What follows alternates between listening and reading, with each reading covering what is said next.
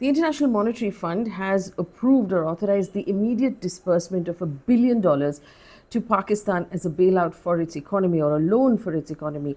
Now, the Washington based global lender, the IMF, has said its decision allows for immediate disbursement of $1 billion, taking the total loan that Pakistan has under this one particular agreement to $2.1 billion. The IMF's decision has come at a time when India has been presenting to the world evidence that Pakistan has harbored and sponsored terror, that it is part of their national establishment, and that Pakistan is effectively a terror state. This has raised many questions across India. Now, the IMF board met last night on the 9th of May to review the Extend Fund Facility lending program for Pakistan. And India's representative abstained from voting in this very crucial meeting. India had also argued that the funds would be misused for terror to finance state-sponsored cross-border terrorism and protested or abstained from voting. Objections were fueled by New Delhi's representative of long-held positions that the Pakistan government, or at least its deep state, actively funds and supports cross-border terrorism. Now, after this news came out this morning, there was a fair amount of politics that broke out in India as well. To begin with, Jammu and Kashmir Chief Minister Umar Abdullah hit out at the IMF and said, "I'm not sure how the international community thinks the current tension in the subcontinent will be de-escalated when the IMF essentially has reimbursed Pakistan for the ordnance of that it has used to devastate Pooch, Rajouri, Uri and other places." He said, effectively what he said was the money that Pakistan has spent actually firing missiles into our part of Kashmir is being reimbursed by by the IMF.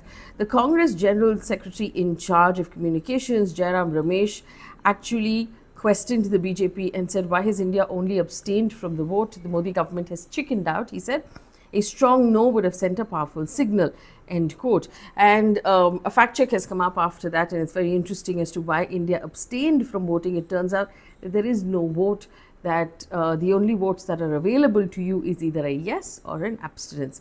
But just to give you a quick recap of what the International Monetary Fund is, or the IMF, it's a global organization that was started back in 1944 to promote international monetary cooperation, to create rate exchange stability, to finance sort of balanced growth and projects in countries that are facing financial difficulty. It aims to sort of create economic stability across the world and allow countries to work together. It also plays a very key role in monitoring global economic trends and providing financial stability sort of outlook as well. The IMF outlook is something that all countries refer to. Now, different countries form members. Some are actually contributors and some are borrowers from it. And there are some which are larger contributors who have a larger vote. So the board consists of 25 directors who represent the member countries and handle its daily operations. But unlike the United Nations, where every country has one vote, this is a weighted vote depending upon the economic size of each member. So it goes without saying that the largest share of the vote is with the United States of America, which has about 16% of the vote. And the next after that is Japan, that has 6%. So the US has really a large chunk of that vote weightage. So in effect, out of 100 votes, the US has 16 votes. India has a little over 2. So US is the most influential member of the IMF and giving it a significant sway over the decisions that are being made.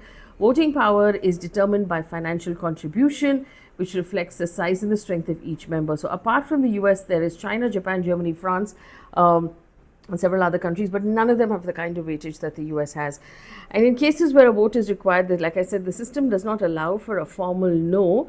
You actually vote in favor, or you just abstain, and India chose to abstain.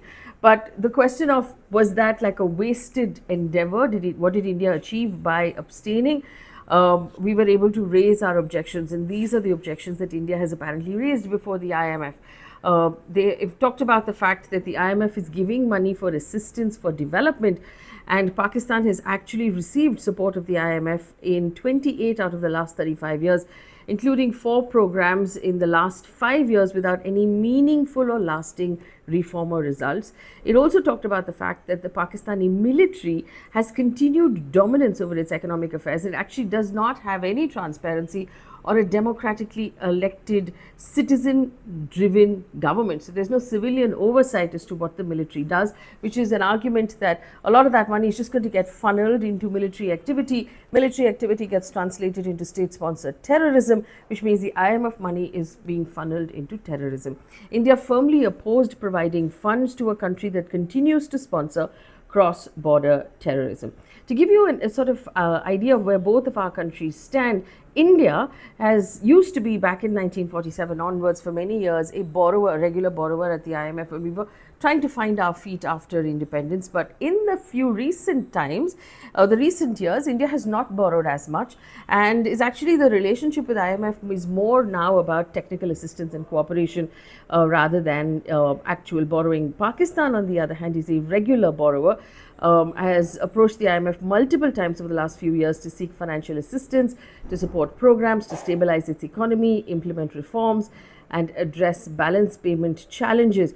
So Pakistan's engagement are specifically in a couple of programs, such as the standby arrangements and extended fund facility. This is the extended fund facility that we're talking about, and it's often linked to economic policy reforms. You want to make some policy changes and you need that money. From the BJP, Assam Chief Minister Hemant Biswa Sharma hit back at the Congress, saying the Congress doesn't know what it's talking about. It's asking for a no, but there is no option. And so there's that politics of back and forth. But what some of the experts are saying is that this does, I mean, one should consider why the US, which has been giving it has been releasing statements about the fact that it is tough on terror, that it agrees with India that terrorism should not be sponsored or supported in any way. It has also, remember, Secretary of State Mark Rubio has in fact spoken to Pakistan and asked Pakistan to stop supporting terrorism. In that case, why has the US approved of this loan to Pakistan? Is it double speak? Is there something wrong with the politics? Is there something here that India needs to re-look at? So several things moving here. Just wanted to give you a breakdown of what happened at the IMF. There's also a separate video that we're putting up today on everything that has happened, and this is all verified information. Leave me a comment on any other clarity you want at this very difficult time when we should all stand together.